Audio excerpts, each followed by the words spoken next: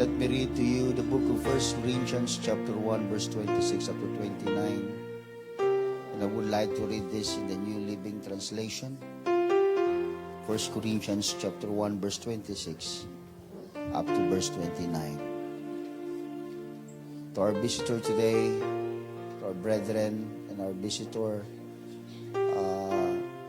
Sister Christina, and thank you for coming. May the Lord bless you. Mga kapatid natin from Admiral, God bless you. Sister Eileen and the rest of the brethren, thank you for coming. The Lord bless you all. Amen. To those who come with me doon sa ating prayer conference, the first ever prayer conference held yesterday. The Lord bless you all, and may you continue to exercise what you have learned in the conference in terms of praying, mga kapatid. The Lord bless you all. 1 Corinthians chapter 1 verse 26 in the New Living Translation, it says, "Remember, dear brothers and sisters, that few of you were wise in the world's eyes of power, or powerful, or wealthy when God called you. Instead, God chose things the world considers foolish in order to shame those who think they are wise. And He chose things that are powerless to shame those who are powerful. And God chose things despised by the world, things counted as nothing at all, and used them to bring to nothing what the world considers important. As a result, no one can ever boast in the presence of God." It's Paul writing to the people of Corinth. In the church of Corinth, si Paul ay nakipag-usap. Sinabi niya, pinarealize niya na tinawag sila ng Panginoon not because of their wealth, not because of their power. And Paul explained that God chose things in the world of which the world considers foolish, mga kapatid. Because God is not up to the powers, not up to the wealth, not of the abilities of man. Because all what I have mentioned came from God. But God chose the despised things by this world, and the things that the world counted as nothing. God chose these things, even us, because God don't want that anyone will boast in His presence. Mga kapatid, hallelujah, and as you realize that we serve a powerful and a living God, ang Diyos na ayaw niya na siya ay nagiging pangalawa lamang. Ayaw ng Diyos na siya ay nagiging panghuli. Kundi gusto ng Diyos na siya ay nauuna.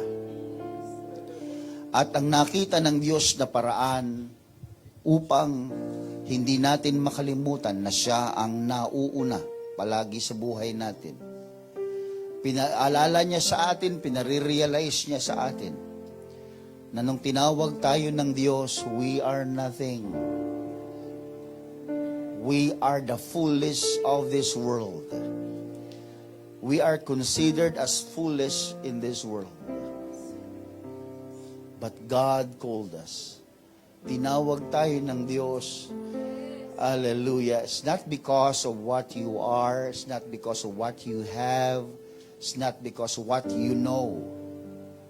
It is in spite of what we are, in spite of our backgrounds, in spite of our sins, in spite of our kayabangan, mga kapatid. In spite of our backgrounds, the sins that we have, God chose us. God chosen us. And we are here today serving Him. That's why today I would like to speak to all of you, brethren, the word that says, not because of, but in spite of. Not because of, but in spite of. Can you please bow your heads and raise your hands towards heaven? Lord, thank you, Jesus, for calling us, Lord. In spite of everything, in spite of the sins, Lord, in spite of our backgrounds, in spite, Lord, of the repeated sins that we committed towards you, Lord. Thank you, Jesus, for the salvation. Thank you, Jesus, for choosing us, Lord, to serve you. Thank you, Jesus, not because of what we are, but because of who you are and what you want, Lord. Jesus, we want to praise you. These hands are filthy, but because of your love and grace, these hands becomes pure and will be able to serve you. Thank you, Jesus. In spite of everything, you are there to choose us and to let us serve you. Lord, empower us, Lord, today. Let your word be established in the hearts of men and motivate everyone, Lord, inspire everyone to serve you even more better, Jesus. We thank you, Lord. We lift your holy name in this place. You are the King of kings and the Lord of lords. We are here to serve you and to listen to you, Lord. Our hearts are open. Our minds are open. Lord, come in and let your word be established in our souls. In the name of Jesus Christ, I pray. Amen. And amen. Come on, hallelujah. Let's clap our hands to the Lord.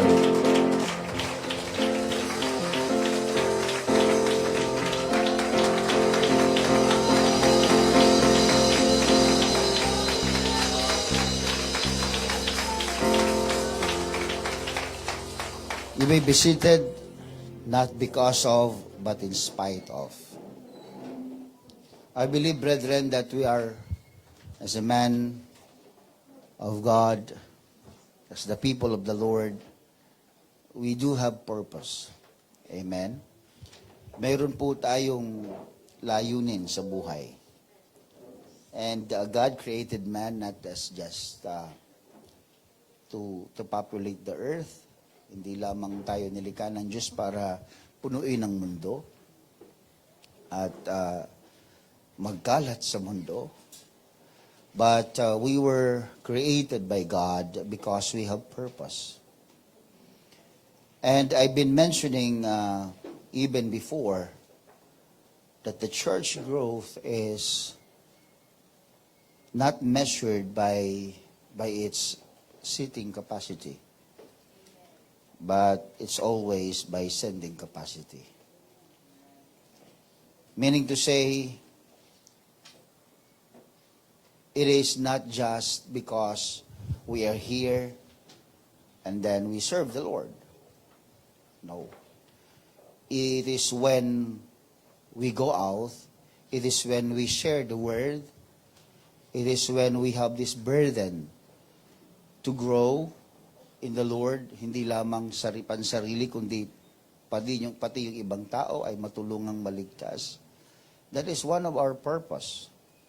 Salvation that you receive is not only for you. Salvation is also for other people. Kaya ikaw ay niligtas ng Panginoon, it's not just for yourself. Hindi tayo tinuruan ng Panginoon na maging makasarili. Ang Diyos ay isang malaking halimbawa sa atin na siya'y namatay sa krus ng Kalbaryo para sa marami at hindi para sa kanyang sarili. Nakita natin sa Biblia, mga kapatid, na yung mga taong makasarili. One of those is Judas. One of the disciples of Jesus Christ took these 30 pieces of silver. Not for the benefit of the group, not for the benefit of the disciples, but the benefit of himself. So what happened is, he was kicked out from the group. Inalis siya ng Panginoon mula sa grupo. Because God is teaching the disciples to be, not to be self-centered, but to be sacrificial in terms of expressing your concern and love for the many. And of course, sa ating pong Panginoon. We can serve God in many ways. That's why the Bible in the book of Romans chapter 12, we are likened into a body. Ang iglesia ay ipinahalin tulad ng Panginoon sa katawan na kung saan ito'y iisa, pero ito ay composed of different parts of the body. May kamay, may paa. Ibig sabihin, mga kapatid, we have many ways to serve the Lord. And if you see yourself as the hands of the body of Christ, then fulfill your gift as the hands of God in the church. Kung ikaw naman ay paa, tinawag ka ng Diyos para humayo, and you love to preach, and you love to share the word, you love to reach those people, then fulfill your mandate, your gift, as a missionary, as the one who go out and reach people. And if you are the mouth of the Lord, or the body of Christ, then you can just speak and speak to motivate people, to preach the gospel, not just to motivate, but to inspire people. Keep on talking, keep on preaching the message of the Lord, not your message, but the message of God. Everybody say amen. And when God called us, we don't have the requirements. God is holy, ang Diyos ay banal, ang Diyos ay matuwid, ang Diyos ay tapat. Kung hahanapin ng Diyos ang kanyang qualification sa atin para paglingkuran siya, walang makapaglilingkod sa Panginoon. Because for all have sinned and come short of the glory of God. Walang sino mang nakaabot sa kaluwalhatian ng ating Panginoon. So lahat tayo bagsak sa requirements ng Diyos para sa paglingkuran. We are all foolish. We are all unclean, uneducated. We are all weak and despised in the sight of God.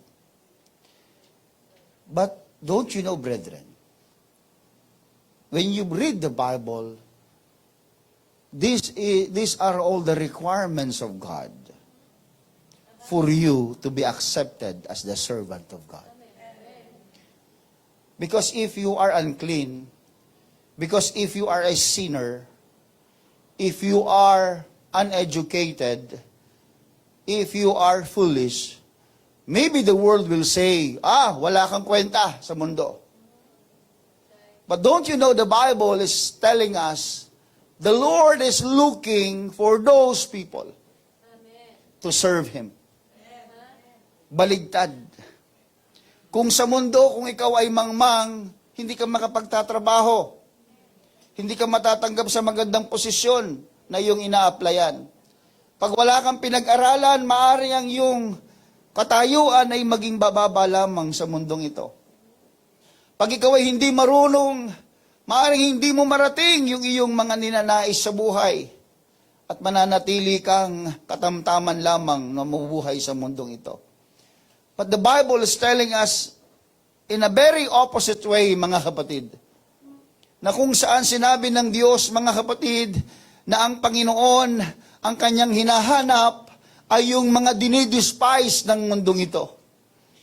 Yung hindi pumapasa sa mundo, sabi ng Panginoon, yan ang pumapasa sa akin sapagkat gusto kong malaman ng marami na pinaglilingkuran nyo ko, not because of what you are, but in spite of who you are.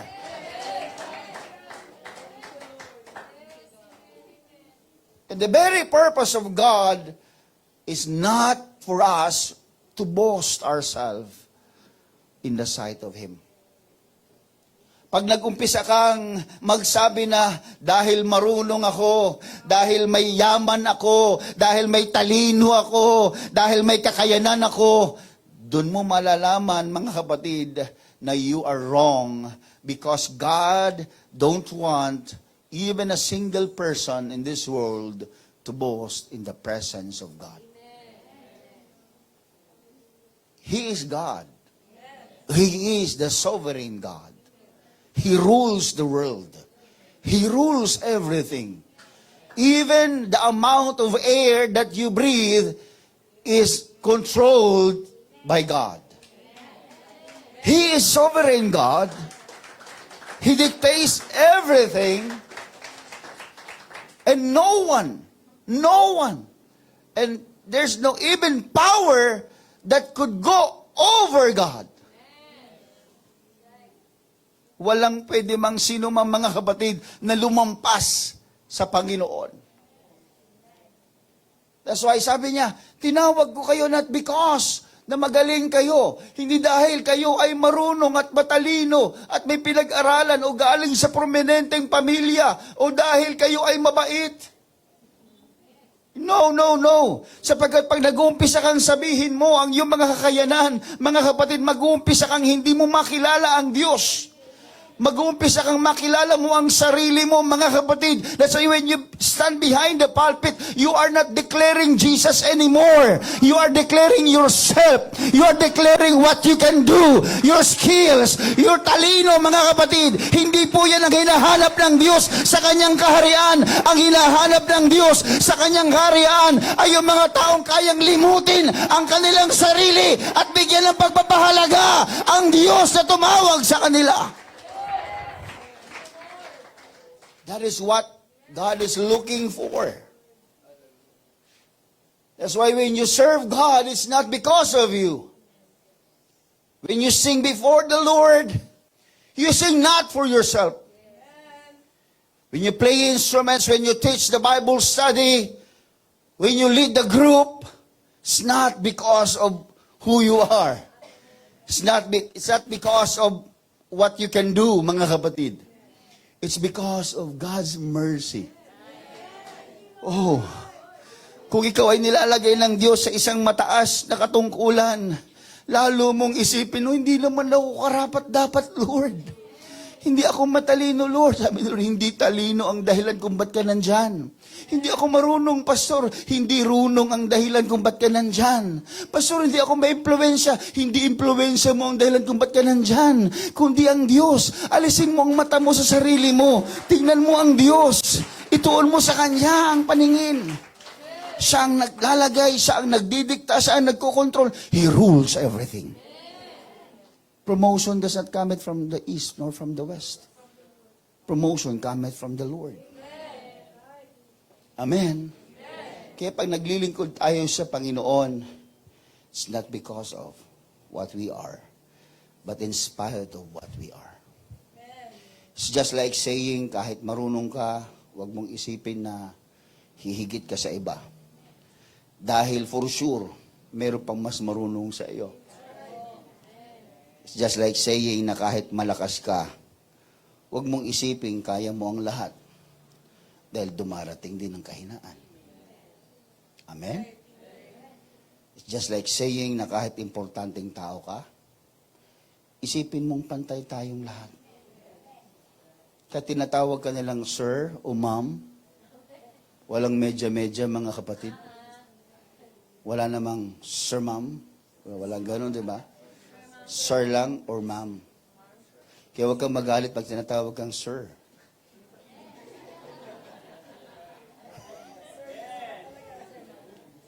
Kung ikaw ay tinawag na ma'am, ma'am ka. Pag sir, di sir. Dalawa lang pong pagpipilian. True or false? Hindi ka pwedeng maging or. The point is this. God is looking for a man with the right attitude.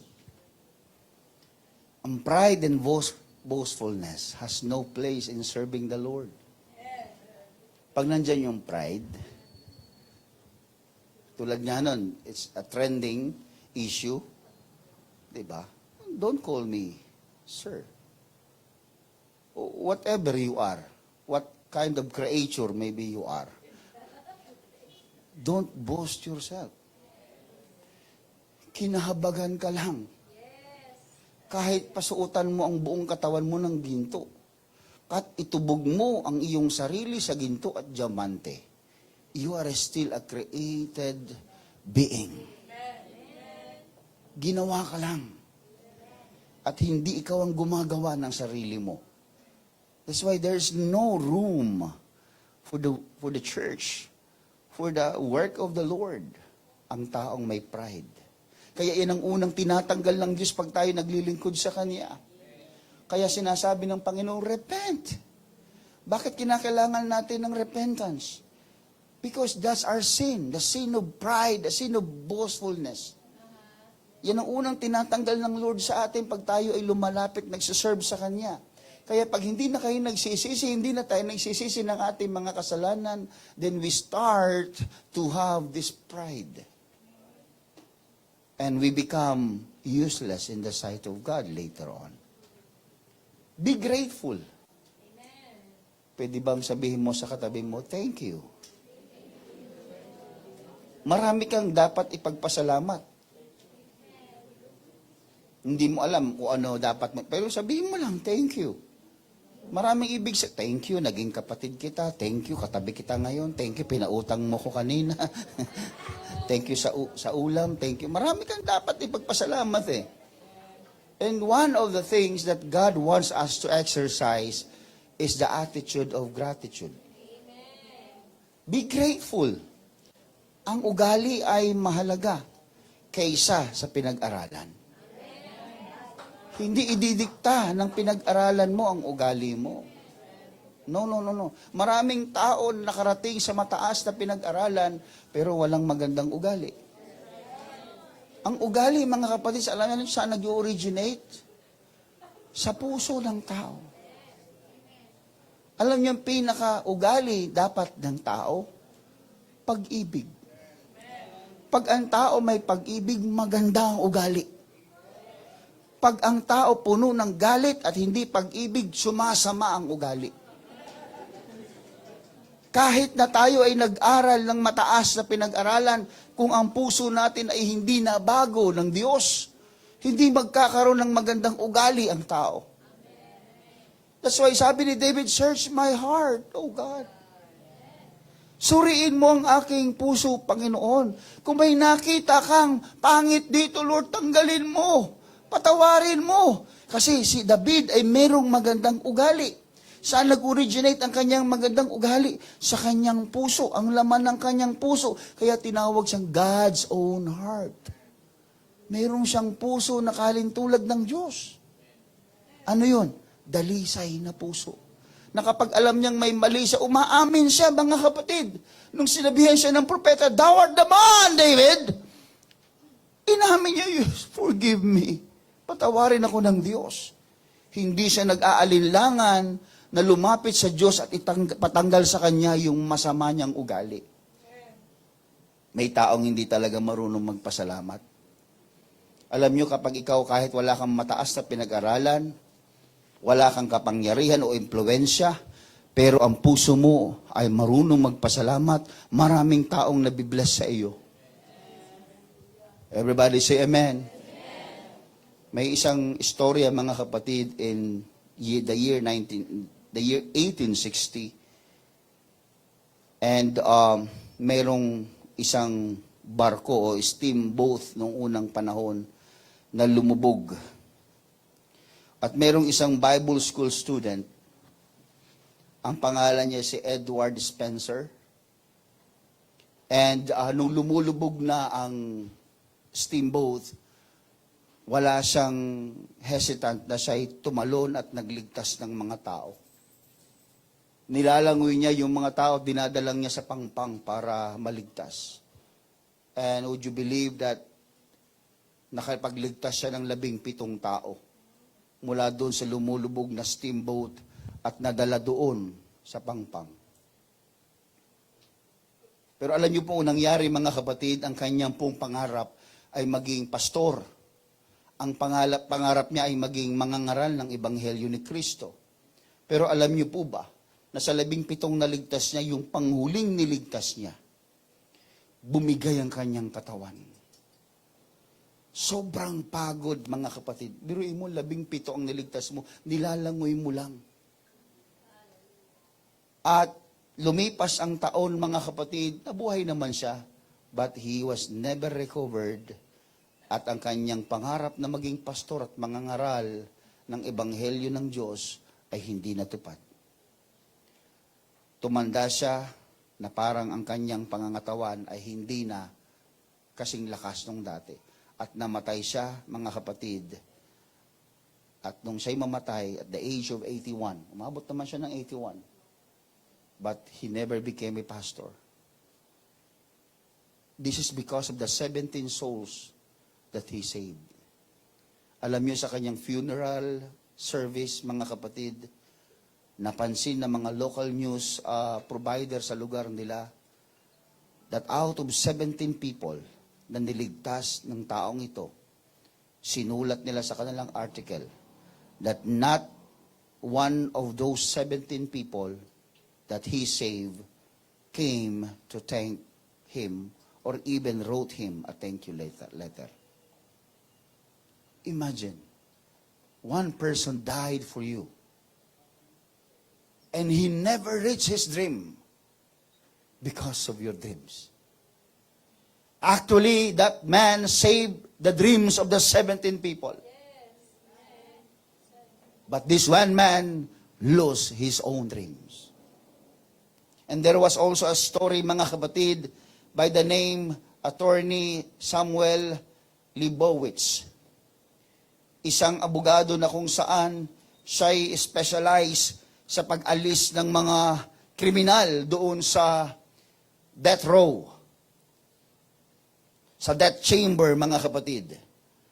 Ito ang sabi niya, mga kapatid, that out of 78 men that he have been able to save from the electric chair, not one ever sent him a thank you card. He's a lawyer na masyadong binibigyan ng pagpapahalaga ang buhay ng tao kahit ikaw'y kriminal. Kahit may nagawa kang mali, ang kanyang paniniwala, hindi ka dapat patayin sapagkat ang kamatayan, ang Diyos lang ang nagbibigay ng pahintulot. And out of 78 people na niligtas niya out of that chamber, no one ever came back and gave him even a simple word, thank you. Here comes Jesus Christ. The Lord came, and no one is worthy to be saved. And everyone falls short of the glory of God. But He healed us. He saved us. He recovered us. He saved your dreams. He died on the cross. Imbis na tayo ang nakapako sa krus, hallelujah, niligtas tayo ng Diyos. Hindi ipinako ng Diyos, mga kapatid, yung iyong mga pangarap, yung iyong kaligayahan sa buhay, yung iyong paglakad ng malaya dito sa mundong ito. God did all. He sacrificed. And what He wants is for you to say, thank you.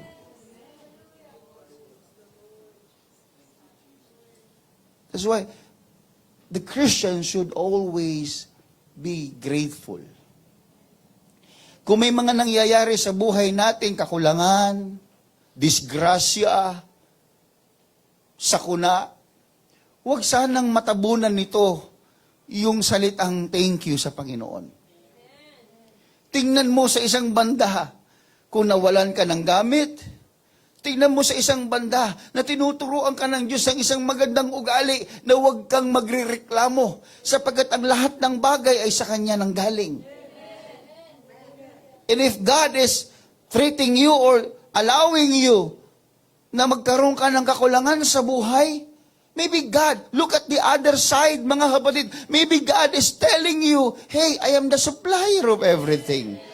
I am just want you to say, Lord, help me. Minsan hanggat hindi tayo nakukorner, hanggat hindi tayo nauubusan, hanggat hindi tayo nagiging, hallelujah, doon sa miserable sa ating kalagayan, hindi tayo natututong tumawag sa Diyos, hindi natin natututunang manalangin ng maayos, manalangin ng tao sa puso. Minsan hinihintay lang ng Diyos na tayo ay maging miserable para siya ay makagawa sa buhay natin. Look at the other side. At ang sabi mo, Lord, increase my faith. Nung pinahintulutan ng Diyos ang pagsubok, ayoko nito, Lord. Sabi Lord, ina-pray ka, sabi mo, increase your faith. Faith will never be increased in a very convenient way. Kailan malalago ang pananampalataya? Sa kumbinyenteng kaparaanan? Pag puno ang rep mo at ang bulsa mo, hindi ka humihinga Hindi ka naman nagpipray dito, Lord, supply me. May laman pa yung rep mo eh. Pagtingin mo sa pitaka mo, makapal-kapal pa. In-update ka ng GCash mo kung marami pa. Sana all. Hindi tayo lumuluha dito. Pero pag kusing na lang yun nandiyan sa pitaka mo, at tagtag ka ng utang sa Bombay, mga kapatid, pati yung home credit mo, text and text sa'yo. Pati GCash mo nga, nagde-text na sa'yo, may utang ka pala dun eh. You run towards church. Maagang-maaga ka pa. Devotion pa lang, umiiyak ka na. Bakit? Sapagkat gusto mo ng supply ng Diyos, doon mo ngayon nararamdaman na mahalaga pala yung prayer. Mahalaga pala yung pakikipagniig sa Diyos. God is increasing your faith. Practical yun, mga kapatid. Hindi yung kwentong barbero. Lahat tayo naranasan natin yun. We give value to spiritual things when these carnal things, the earthly things, overwhelms us. Pag sumusobra na yung dagan sa atin ng mga practical na bagay, tsaka nagiging, alam niyo mga kapatid, nagiging spiritual ang tao. The anointing oil that was explained yesterday, mga kapatid, doon sa conference, bago makagawa ng oil, alam niyo yung bunga na yun, mga kapatid, kinakailangan niyang siyang pisain. Pag yun ay napisa, lumalabas yung natural na oil. Pag yun ay nadurog, lumalabas yung natural na oil. At yung oil na yun, sa kabila ng pagkakadurog sa kanya, nagiging kasangkapan ng kagalingan. Nagiging kasangkapan ng pagpapala. There will be something good out of the negative that we experience, mga kapatid. Yung mga bagay na negatibong nangyayari sa buhay natin, pag tayo ay nasosobra sa pagkapiga sa atin, sa maraming pagsubok, sa maraming mga paghihirap sa buhay, lumalabas dyan yung amoy ng pananampalataya. Lumalabas dyan yung langis ng pananampalataya, na kapag yung pananampalatayang yan ay nailapat mo kahit kanino, gumagaling, pinagpapala, ino-honor ng Diyos. Alam niyo kung bakit, mga kapatid? Sapagkat sa Diyos, ang hirap ay kakampi, hindi kalaban. Hello? Kasi kung kalaban ang tingin ng Diyos sa hirap, hindi siya magpapapako sa krus. Ang hirap ay kakampi ng Diyos. It's a way of God to express love. To express love. Kaya hindi takot ang Diyos, mga kapatid, sa hirap. Pastor, nasabi, siyempre, Diyos siya. Hello, God came to this world as man. Just like you. just like me. But He showed us, pinakita niya sa atin, hey, don't worry, sabi niya. Di ba sabi niya, I have overcome the world. Ano ba ang world? The world is full of troubles, pain, and everything. That's why, in the book of 1 Corinthians, that we have read, mga kapatid, in the 1 Corinthians chapter 1, verse 26 up to 29, it reveals that God is looking for those who conquer their fears. Everybody say, fears. Yung mga takot na yan, God is looking to those who can conquer. Mapagtatanggumpayan yung takot, mga kapatid. Alam niyo po ba, na most of the time, ang problema ay hindi naman demonyo.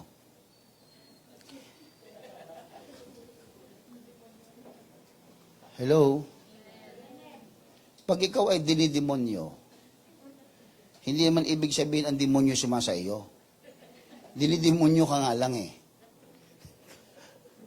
Hindi kasalanan ang temptation. Ang kasalanan is when you yield into the temptation. Kaya yung panunukso ng demonyo, pinahintulutan ng Diyos. Kasi hindi naman kasalanan na ikaw tuksohin ng demonyo.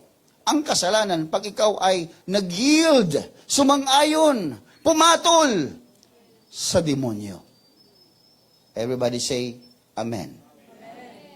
Minsan hindi naman ang problema ay ang demonyo. Ang problema ay masyado natin binigyan ng kalayaan yung ating sarili na hanggang hindi na natin ito makontrol. Tapos sasabihin natin, dahil kay demonyo ito eh. Hindi.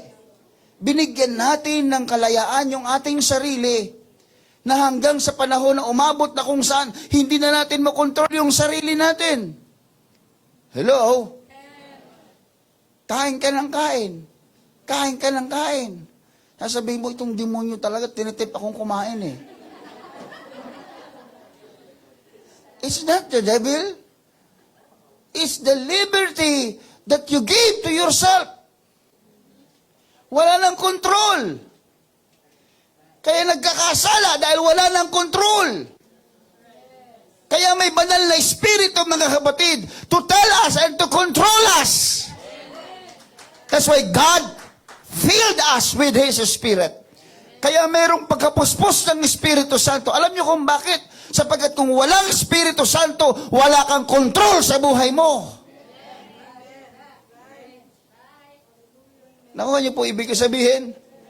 Kapag may Espiritu Santo kumukontrol sa atin, mga kapatid, naiiwas tayo sa kasalanan. Nagpapaalala sa atin ng banal na hindi ka pa nananalangin. Manalangin ka. So mananalangin ka ngayon, mga kapatid. May nagkukontrol sa iyo. Magbasa ka ng Biblia. Nagbabasa ka o makinig ka.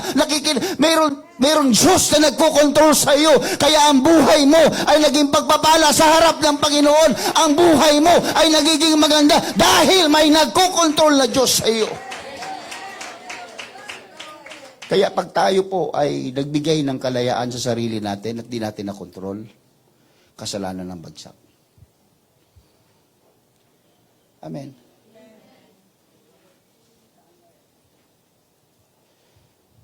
Yung takot tayo kasi magkamali, pastor. Kaya ang iba ay ayaw mag-serve sa Panginoon. Mga kapatid, walang taong hindi nagkakamali. Humarap pa sa salamin. Sabihin mo, isa kang malaking pagkakamali. Pero alam nyo, ang maganda, nung nakakilala ka kay Lord, kung sa salamin ka haharap, yes, yan ay malaking pagkakamali. Pag humarap ka sa Biblia, basahin mo, ano ba ang Biblia, di ba? Ang salita ng Diyos ay salamin ng buhay.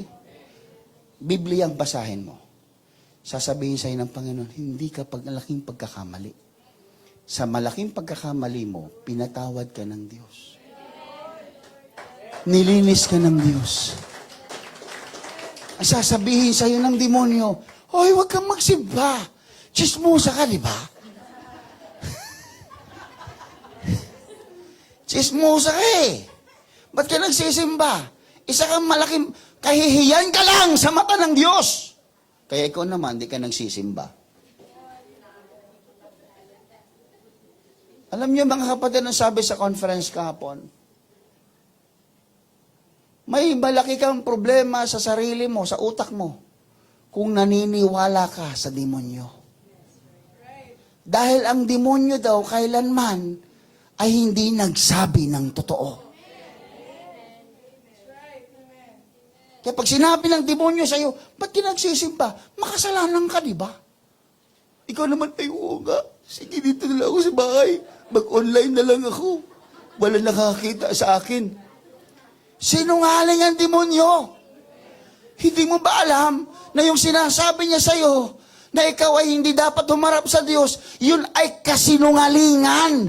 Nag-iimbita nga ang Diyos sa iyo eh. Come unto me, all ye that labor and heavily laden, and I will give you rest. Huwag kayong naniniwala sa demonyo. Demonyo nga eh.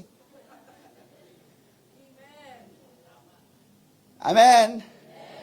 Huwag yung paniwalaan. O yan na, may sakit yung ano, naku, may sakit yung anak mo. Sabi ng demonyo, naku, gastusin yan. Magkano pa check up? 1,000. Tinan mo pera mo, 200. Naku, alam mo, naku, cancer na yan. Alam mo, kung ano-ano pumapasok sa isip mo. Pag inyong pinahintulutan si Satanas, na kontrolin ang isip nyo, hindi kayo lalago sa gawain. Hindi kayo lalago sa Panginoon. Anong sabi sa conference? Sawayin mo daw. Samihin mo daw kay Satanas, Satan, not today, Satan. Not today. In Jesus' name, lumayas ka. Huwag ngayon, Satanas. Busy ako sa pananampalataya sa Diyos. Huwag mo kong tuksuhin, Satanas. Not today, Satan. Hello? Hello? Pag may mga bagay na dumarating sa buhay mo, temptation, sabi, not today, Satan, not today. And not even tomorrow. Kasi bumalik eh. Not today ulit. Walang puwang Satanas, mga kapatid. Anong sense ng pagpunta mo sa church kung hindi naman nag-grow yung faith mo? Kung hindi nag-i-increase yan? Eh, Diyos ko po, nung nakaraan, 20 taon tinuturo dito, huwag tayong matitisod, mga kapatid, sa gawa ng tao. Hanggang ngayon, 20 years ka na, natitisod ka pa rin sa gawa ng tao. Hindi lumago for 20 years. Nakuha niyo bang ibig ko sabihin? Anong sense na pupunta ka sa church, uupo dyan? Ang sayang yung 20 years mo sa simpleng pagtuturo na huwag tayong matitisod sa gawa ng mga tao sa loob ng gawain ng Panginoon. Natitisod. Anong silbi nun, mga kapatid? Doon lamang lumalabas na you go to church not because you want to grow spiritually, but you want a group of people for you to be involved with. Gusto mo lang magkaroon ng relihiyon. Gusto mo lang magkaroon ng, alam mo na, grupo paglinggo. Mga kapatid, this is not just a group. This is ecclesia. Remember? Ecclesia. It's a group of people. Ano sabi sa paliwanag kahapon? A group of people wherein they are the one who decides. Ecclesia ka. Kaya pag ikaw nilalapitan ng demonyo, hindi demonyo ang magdidesisyon ng buhay mo. Pag sinabi, oy, hindi ka nakapag-aral, hindi ka makakapagtapos, hindi ka makakapagtrabaho ng maayos, wala ka, hampas lupa ka, slap soil ka pa rin.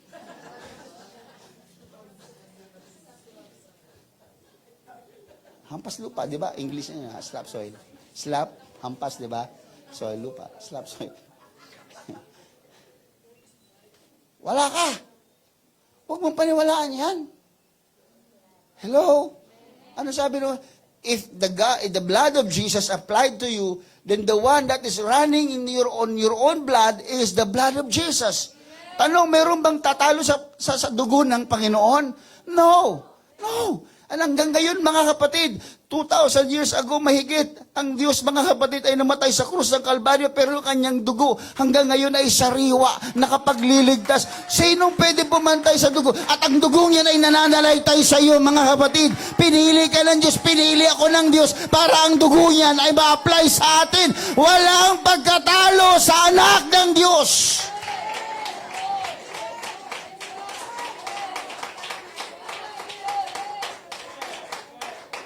Hindi ako naniniwala kayo. Ang sabi ko, walang pagkatalo sa anak ng Diyos.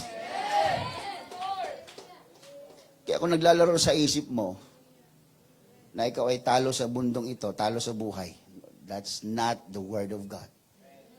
That's the word of Satan. Not today, Satan. I am busy with God. Busy tayo sa Diyos eh. Wala tayong panahon para dyan sa mga takot na gustong isang bulat sa atin ng kaaway. We have to learn how to raise ourselves in the Word of God. Tandaan niyo mga kapatid na ang fear, ang takot, is a powerful emotion. Amen. Diba, hinihingi lang yung numero mo, di mo na binigay. Kasi isip mo, pagtapos mo hingin numero ko, titext mo ako. Pagtapos mo akong i-text, di ma-inlove ako sa'yo. Di magiging tayo, magpapakasal tayo, magkakaanak tayo, mas magiging lasinggero ka, babaero. Ako magdudusa sa buhay. Tatanda akong ganito, magdurusa. Wag na, ayoko ibigay sa'yo number ko. Fear is a powerful emotion. Nagpapaload ka kasi. Kasi nagpapaload ka din sa tindahan eh. Paload nga po, smart. Ano pong number nyo? Hihingi mo number ko. Pagkatapos, alam nyo, yun yung storyang yun, mga kapatid. It's a powerful emotion that can damage both the physical body and for your personality, and it can block thought processes to one person, mga kapatid. That's why the devil's tactic or strategy is to throw fear to people. Kasi yun yung pinaka-powerful tool niya. Takutin ka, bulagain ka. God does not give a spirit of fear. Ang Diyos ay hindi nagbibigay ng espiritu ng katakutan, kundi ng sound mind, love. That's what God is giving to us. Hindi nagbibigay ang Diyos ng espiritu ng takot. Everybody say amen. May isang trainer ng tigre. Sabi niya, magaling ka bang trainer? Magaling akong trainer, sabi niya. Sige, may challenge ako sa'yo. Sa loob ng 2 minuto, ikukulong kita sa kuwebang yan kasama ang tigre na matatapang. Walang ilaw. Wala, as in wala. Papasok ka dyan ng 2 minuto. Pag ikaw ay buhay na lumabas, paglipas ng 2 minuto, magaling ka nga. Sabi niya, deal. Pinasok siya doon, mga kapatid, sa kuweba, na kung saan nandun yung matatapang na leon. Trainer siya eh. At ang dala niya lang yung latigo. Pasok siya, walang ilaw. Sa loob ng 2 minuto, sumisigaw itong trainer sa loob. Ah! Yung mga natutulog dyan. Trainer ako eh. Yan. Sa mga natutulog dyan, excuse me ha. Hindi ito hotel. Ah!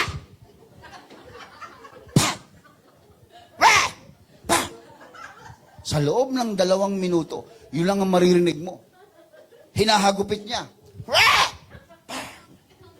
In 2 minutes, mga kapatid, nakalabas siya ng buhay. Wala siyang dalos. Alam niyo kung bakit?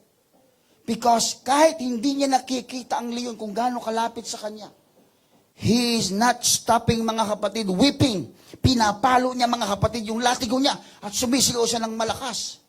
Walang nakakalapit na tigre sa kanya. He didn't see the tigers, but the tigers can see him. But the tigers, despite the tigers can see him, hindi sila makalapit because of the attitude of the trainer. Kuha niyo? Mga kapatid, ang ibig kong sabihin, we don't see the tigers in our lives, but just keep on believing God. Just keep on weeping. Keep on shouting to God. Keep on praising the Lord. Keep on serving God. Because God can see everything. It's an attitude. Yung tapang, mga kapatid, huwag natin dalhin sa kaya natin gawin, kundi yung talinong binigay ng Panginoon. Yan ang totoong tapang. Kaya pinasok ka doon sa very challenging part ng buhay mo, pinasok ka ng Diyos doon, huwag mong tigilan. Lulunukin ka, kakainin ka ng problema kung hindi ka marunong magpuri, sumamba, magtiwala sa Diyos sa gitna ng dilim. Kaya nakalabas siya ng ligtas. Kaya kahit anong dumating sa buhay mo, kahit sawayin ka na pa ng marami, huwag ka na magsimba. Wala naman nangyayari sa buhay mo eh. Huwag ka na magpatuloy. Inuuto ka lang ng mga yan. Mga kapatid, wala pong panguuto dito. Katalinuhan ang binibigay sa atin ng Panginoon dito, mga kapatid, na sa gitna ng mga ganong klaseng sitwasyon, nananatili kang buhay. Hindi makalapit yung demonyo sa iyo. Bakit? Kasi yung kamay mo nakataas sa pagpupuri, pagtitiwala sa Diyos. Hindi mo man nakikita ang iyong mga kaaway. Hindi mo alam kung gaano kadelikado ang nasa paligid mo. Pero merong Diyos na nagpoproteksyon sa iyo. May Panginoon na nakabalot sa iyo. Sapagat ang iyong kamay at ang iyong mga labi ay patuloy na nagpupuri, sumasamba sa Diyos na buhay. That's your strength. Yun yung lakas mo. Hindi nila alam yun. Hindi alam ng demonyo yun, mga kapatid. Alam niyo ba, mga kapatid, the only thing that the devil, hallelujah, knows about you is about your worship, your faith. Because they believe in also, they tremble. Hello? Di ba sabi ng Biblia, ang mga demonyo nanginginig, naniniwala at nanginginig pa nga sa Panginoon. Teka lang, naniniwala sila at nanginginig. Sino ang pinaniniwalaan nila? At sino ang pinanginginigan nila? Ang Diyos. Kaya si Lord yung kasangkapan mo. Si Lord yung baluti mo. Si Lord yung armor mo. Yun yung kinakatakutan nila. Kaya paglabas mo sa gawain, mga kapatid, na punong-puno ng pananampalataya, para kang sundalo na punong-puno ng baluti, na lumalakad sa gitna ng maraming pagsubok, maraming kaaway, mga kapatid. Kahit ano yung dinadaanan mo, tumatabi sila. Alam niyo kung bakit? Sila man din ay nanginginig sa suot-suot mong kapangyarihan. In Jesus' name. In Jesus' name. Hindi ka ba magtataka sa mga seasoned Christian na dito? Sinabing seasoned, mga tigulang na ba? May mga gulang pala, tigulang tuloy. May mga gulang, sige, para hindi masyadong masakit. Mga seasoning sila, pastor, seasoning hindi. Seasoned Christians. Yung matatagal na sa pananampalataya na lumago na. Hindi sila ganong apektado, mga kapatid. Kasi they can see every circumstances na dumating sa buhay nila, kahit bulagain sila ng kaaway. Nakatayo lang din sila. Hindi sila apektado. Bakit? Kasi alam nila na ang kayang gawin ng kaaway, hindi mangagat. Makinig po kayo. Kundi manakot. The devil is like a roaring lion. Hindi biting lion. Roaring lang, ano yon? manggulat lang.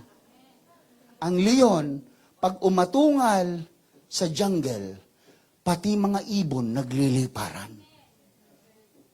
Sa sobrang lakas ng atungal niya, natatakot ang lahat. Yun ang kayang gawin ng kahaway, manakot. Pero ang mga hindi kayang gawin. Si Daniel nga mga kapatid inilagay doon sa den of lions. Anong ginawa? Mga kapatid, wala. Relax lang si Daniel doon. Alam niyo kung bakit? Because God knows, Daniel knows God. And God knows the lions. Yun lang yun. Hindi mo kayang kontrolin yung leon Hindi mo kayang kumontrol ng leon. Amen. Kaya yung kanyang takot na wala, alam mo kung bakit? Sapagkat sa Diyos siya nakatingin. Kaya kahit ilagay ka ng kaaway sa pinakamahirap na sitwasyon ng buhay mo, na para nasa gitna ka ng maraming leon na lalapa sa'yo, magtiwala ka sa Diyos na nakakilala sa mga leon, sapagkat ang Diyos ang mag-uutos sa leon na wag mong galawin ang taong yan because He believes in me. Stand in your ground when there are fears coming. Ano yan? Fear of life. Fear of failures. Ang dami mga takot sa buhay natin. Ano sabi kahapon sa conference? Ang mga sundalo, they were taught na sila, tinuruan sila na stand on their grounds. Pag hindi mo na kaya ang lumaban, hindi ka aatras. Anong sabi? Just stay still wherever you are. Sa mga anak ng Diyos, mga kapatid, hindi tayo tinuruan ng Diyos sa pag-ayaw na natin, sige na, talikod na ako, balik na ako sa dati kong buhay. Sundalo tayo ng Diyos. Ang tinuro sa atin ng Panginoon, kung saan ka abutin ng gera, pag pagod ka na. Pag uhaw na uhaw ka na.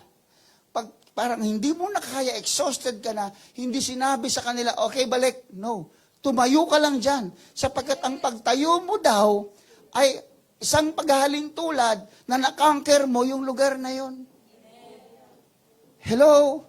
Natalo mo yung kalaban doon sa lugar na yon. Kaya huwag kang aalis na kahit pagod na pagod ka. Walang tatalikod. Kahit tisod ka na, diyan ka lang. Relax ka lang. Lilipas din yung tisod mo.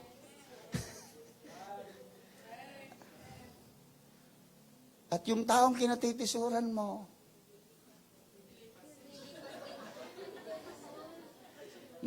grabe lang, lilipas na siya, ganon. Hindi. Maaring marirealize niya na may natitisod din sa kanya. Stand in the ground wherever you are. Huwag mong isuko yan. Tagal mo nandito, tapos biglang nakapagjowa ka lang ng 15 years ka nagsaserve sa Panginoon? Tapos nakapag-jowa ka na, ayaw magsimba sa Pentecostal, umalis ka na? Shame on you, kahiya ka. Ano yung kagwapuhan niya sa impyerno? Susunugin din naman yan. Don't you know that the devil is a good-looking devil? Saan ka nakakita ng demonyo na pangit? Drawing lang yun, may sungay, may... Anghel po siya. Alam mo, gumawa si Lord ng anghel na pangit. Hindi ako nagbibiro, mga kapatid. He was created with beauty. Ano tawag sa kanya? Morning star? Morning star? Di ba nasa... Morning glory yan. Biglang napapahid sa mata Di, morning glory. Morning star, tala sa umaga. Di ba pagising mo sa umaga, paglabas mo pagbukas mo ng bintana, di ba pasibol yung araw? Sunrise? Yun. Ganun siya kaganda. Ganun kagwapo. Kaya kung siya ay magtutukso, hindi siya manunukso ng pangit, mga kapatid. Ang palagi niya gagawin sa'yo, yung pinagagawa niya sa'yo, parang it seems okay, it seems beautiful, it seems divine. Pero hindi po, mga kapatid, bandang huli, sisingilin ka ng kasalanan. Kabayaran ng kasalanan. Kaya hindi mang ang demonyo, hindi mang didemonyo ng pangit na pandidemonyo. Amen. Sabi mo sa katabi mo, tandaan mo yan.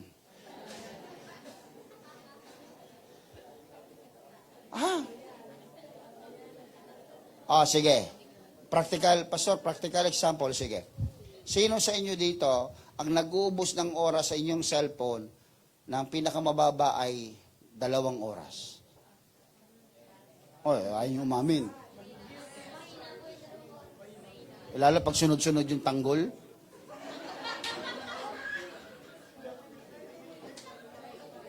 Pag narinig nyo na siya, rigor.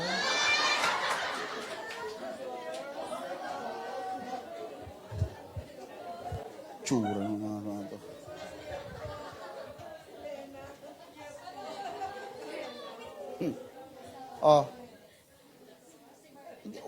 Hindi killjoy si Pastor. Hindi ako KJ. Okay sa akin yan.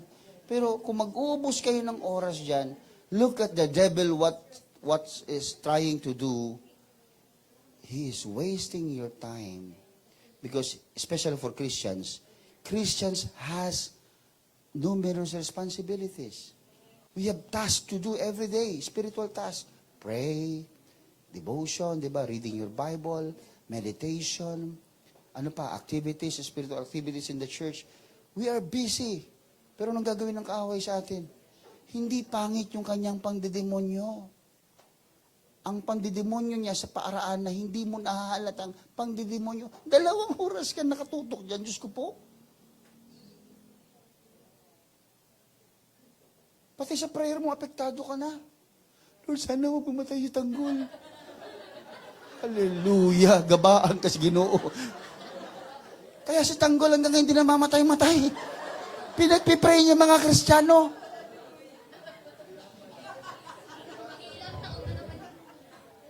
Napatay na sa iba na eh. Nakita ko lang sa Facebook. Nakaganon pa siya oh. Diba? Sabi ko, patay na yung mga co-host niya, mga co-artist niya. Siya, buhay pa rin. Ginitanggol. Alam niyo mga kapatid, this is just a way. Hindi ko sorry ha. Kung kayo nanonood, there's nothing wrong with that. What I'm trying to say is beware. Be aware. Kasi God is nigh, already here. In a single, na lang, ang Diyos ay darating na. So let's, pag dumating ang Diyos, kakanood mo ng tanggol, naiiwan ka tuloy.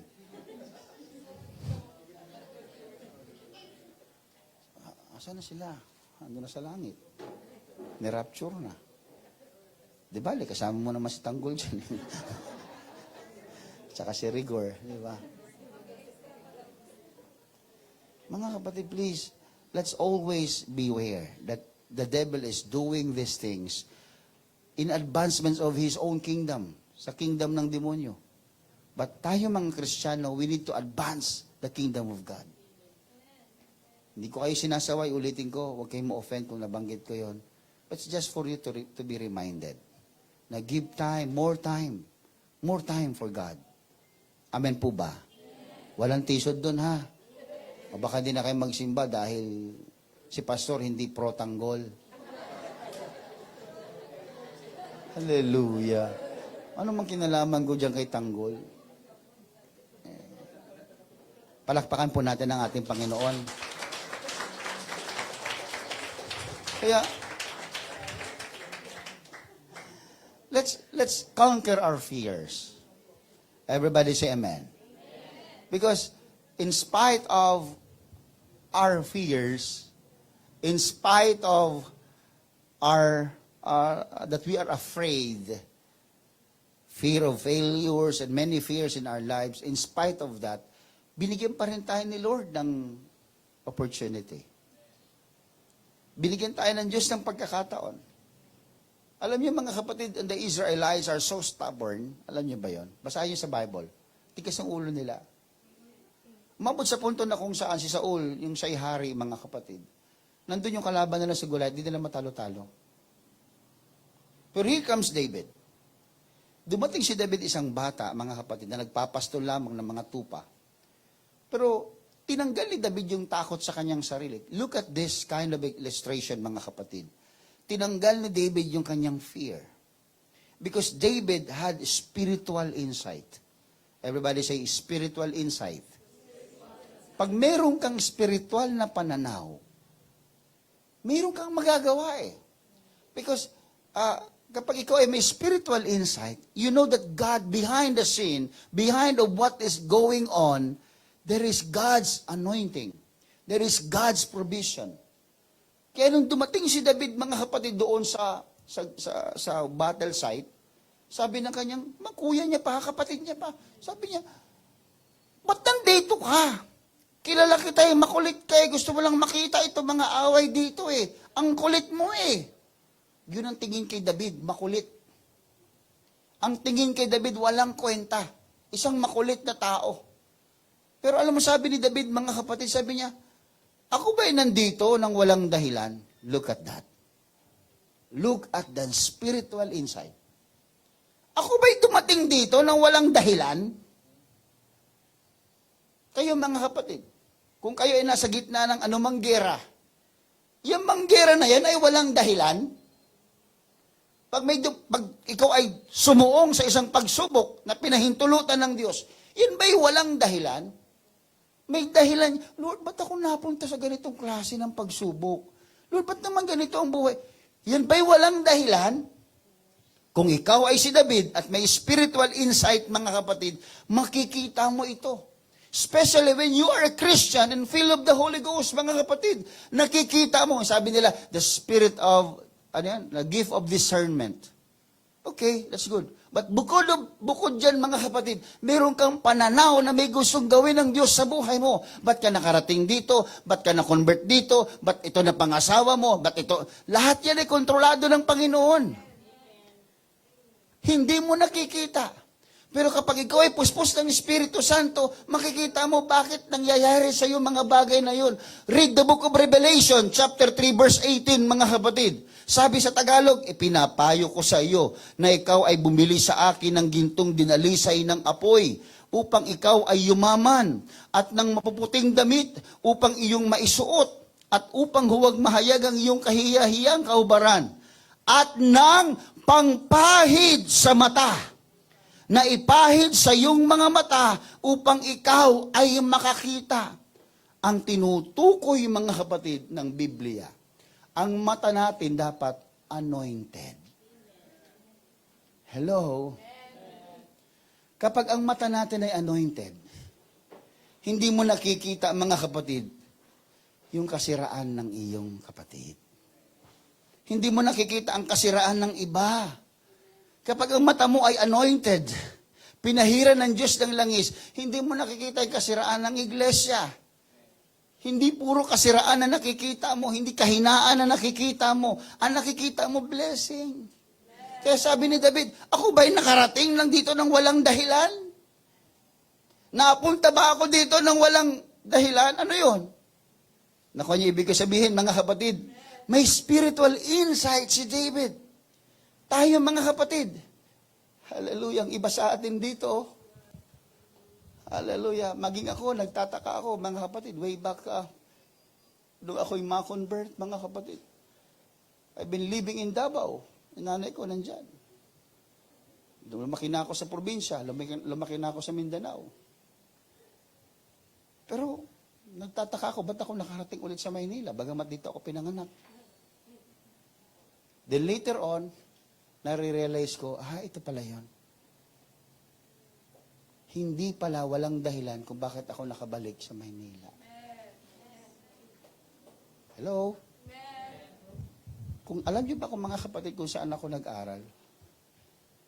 Sa elementarya, mga kapatid. Di ba nag-aral ako sa Baguer, sa Midsayap? You know, in Baguer, yung lugar na yung Baguer kung tawagin, doon nag-originate yung message ng oneness. Alam niyo ba yun? Sa history natin nandoon. Nakuha niyo ibig sabihin, mga kapatid. Doon nag-originate. At nung ako'y napunta naman sa Davao, nag-aral ako, mga kapatid. At nung nag-aral ako doon, ako ay mahilig sa computer games. Yan, huminto ako ng 1 taon dahil dyan, mga kapatid. Kaya sa mahilig, ma-addict sa ML, alam ko yan, alam ko yung mga galawan nyo, mga kapatid. Huminto ako doon dahil mahilig talaga ako sa mga games. Alam niyo ba kung saan ako nakatambay? For the rest of that year, just to waste my life, mga kapatid. Alam niyo yung pader na yon, ang katabi nun, Bible School ng UPC. Ano ba yan? Now, nung ako ay naging pastor na ng UPC, sabi ko, kaya pala, may mga pahiwatig na si Lord. It is just because my eyes are not anointed, I don't see that. Nung inimbitahan ako ng kaibigan ko magsimba sa simbahan nila, Bagang Trinitarian, napupuspos ng Espiritu Santo yung mga kapatiran. Tawa ako ng tawa kung may nag-i-speak in tongues, chong-chang, chong-chang, chong-chang, chong-chang. Sabi ko, tawa ako ng tawa sa lagot, chong-chang, mga baliw yung mga tao, chong-chang, chong-chang. Hindi ko naiintindihan, hindi ko nakikita na yung pala yung gustong pagdalan sa akin ng Panginoon. Nung ako, mga kapatid, ay nanampalataya sa Panginoon at nakarating sa ganitong pananampalataya, na-realize ko, God opened my eyes. When God anointed my eyes, I now clearly see the will of God in my life. Kaya maliban na tayo ay i-anoint ng Diyos ang ating mga mata, hindi mo makikita iyong hinaharap sa pananampalataya. Kaya may nagtatanong sa inyo, ngayon siguro ngayon. Itanong ko na, kasi baka ayaw niyong itanong sa akin. Pastor, hanggang saan? Hanggat kailan ako mananampalataya? Ano na, Pastor, after 5 years from now? Ano na kaya, Pastor? Ano na kaya ako? It's time for you to be anointed. Your eyes be anointed by God. Mabibilang mo na, 5 years from now, Lord, preacher na ako. No, 10 years from now, Lord, pastor na ako. Sunday school teacher na ako. Bible study teacher na ako. Worker na ako ng simbahan. Missionaries na ako. I can go in every place na magpipreach ng Word of God. Makakapag-asawa ako ng Kristiyano. Ang mga anak ko magiging Kristiyano. Kami ay mamumuhay ayon sa kalooban ng Panginoon. You can see your future clearly according to the blessings of the Lord. You need the Holy Ghost. You need the Spirit for you to know your future. Walang future, mga kapatid, na pangit ang gustong ibigay ng Panginoon sa atin. Lahat ay maganda. Can we clap our hands to the Lord?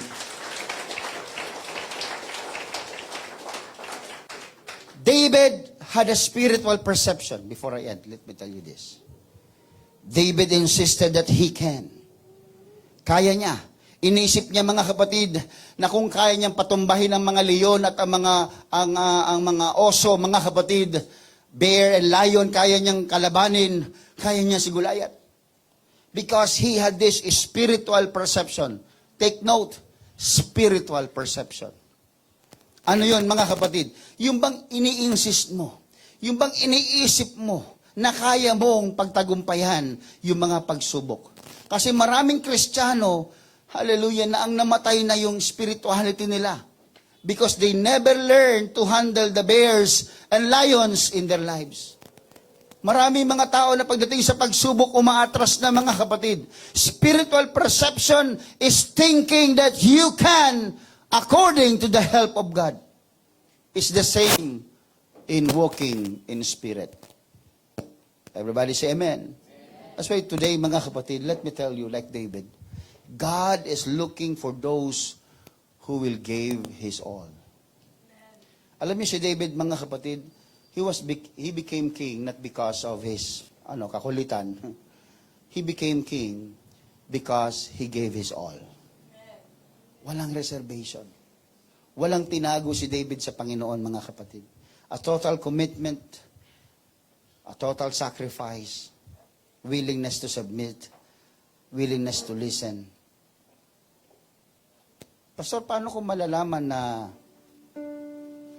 naibigay ko na sa Diyos ang lahat? Listen to me, look at me, brethren. Paano mo malalaman na naibigay mo na sa Diyos ang lahat? Kasi pag tinanong kita, oh, did you love God? Yes, Pastor, I love the Lord. Did you give everything to the Lord? Yes, Pastor, I give everything. Minsan kasi nungalingan na lang eh. Minsan out of ano lang, sige lang, may masabi lang tayo. Ano ang palatandaan? How will you know that you gave everything to the Lord? You know what? The answer is, when there's nothing left. Kung wala nang natira. Minsan may natitira pa dyan. Para sa sarili natin, para sa love life natin, para sa mga pangarap natin sa buhay. Minsan hindi kasama si Lord sa mga dreams mo. Hindi kasama si Lord sa relationship mo. Hindi kasama si Lord sa mga pangarap mo sa buhay. Ibig sabihin, hindi pa binibigay ang lahat. Pag may reservation ka pa, hindi mo pa binibigay ang lahat. Pero kung nag-uumpisa kang sabihin, Panginoon, wala naman akong ibang buhay kundi ikaw lang eh. Panginoon, may anak ako. Masuwayan sila. But I give everything to you, Lord. Sa'yo sila galing, Panginoon. Sa'yo ko sila ipinagkakatiwala. Panginoon, may pangarap ako sa buhay, pero gagawin ko lahat na makakaya ko. Kung hindi ko mamarating yan, itong gusto mo para sa akin. Basta sa'yo ako nagtitiwala, Panginoon. I give everything, Lord, even my time, oras ko, skills ko, lahat ng meron ako, Panginoon, I give it to you.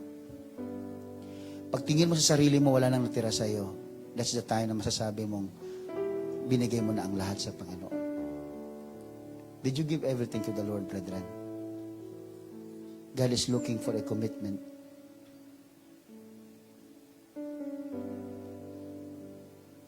May mga tao naglilingkod sa Panginoon sa simbahang ito. Just to mention few. May nagliligpit. May nagsiset up dito. Minsan, nakahiga pa ako. May tao na nagbubukas ng simbahan. Minsan, natutulog na ako. May tao pag nagsiset up dito. Minsan, may mga taong gumagawa kung ano-anong ginagawa sa simbahan para gumanda. May ayos. May taong nag-iisip ng mga bayarin ng simbahan para ang pastor ay may focus sa pangangaral ng salita at pag-aaral ng salita ng Diyos.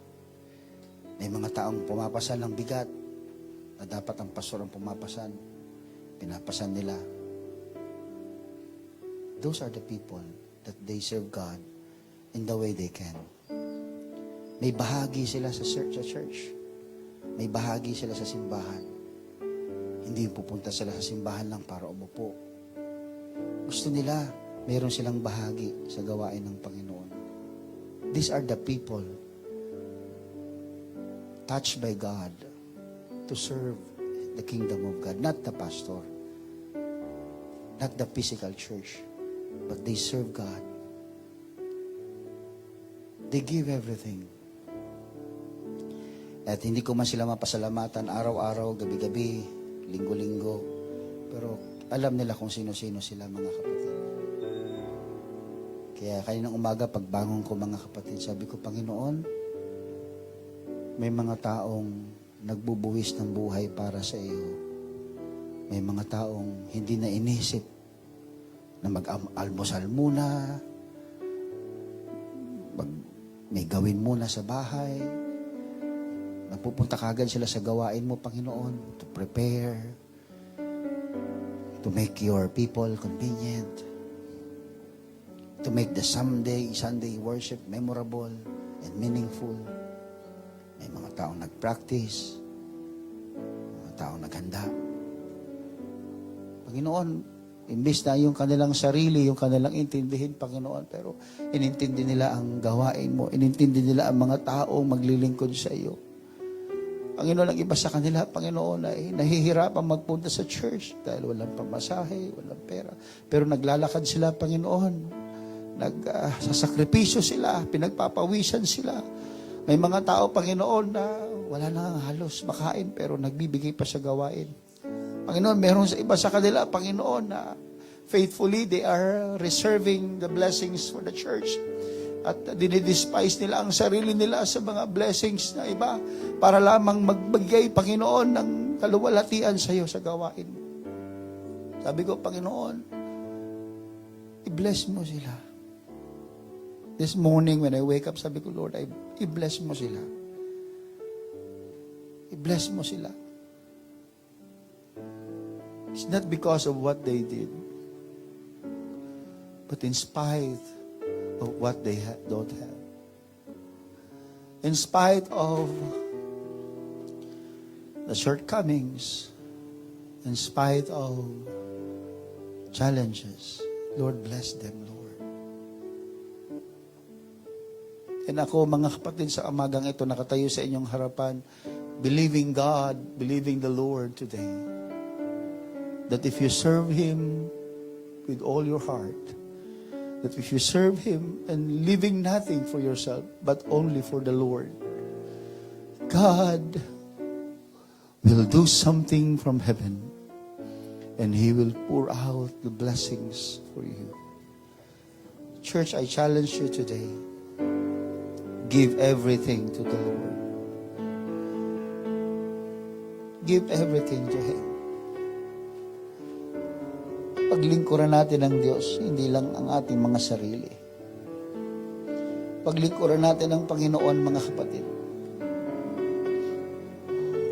Let us change our thinking, change our perspective. Oh, I feel the presence of the Lord. Can we come to the Lord Jesus today? Let's come to Him. Can you please raise your hands towards heaven? Let's all stand.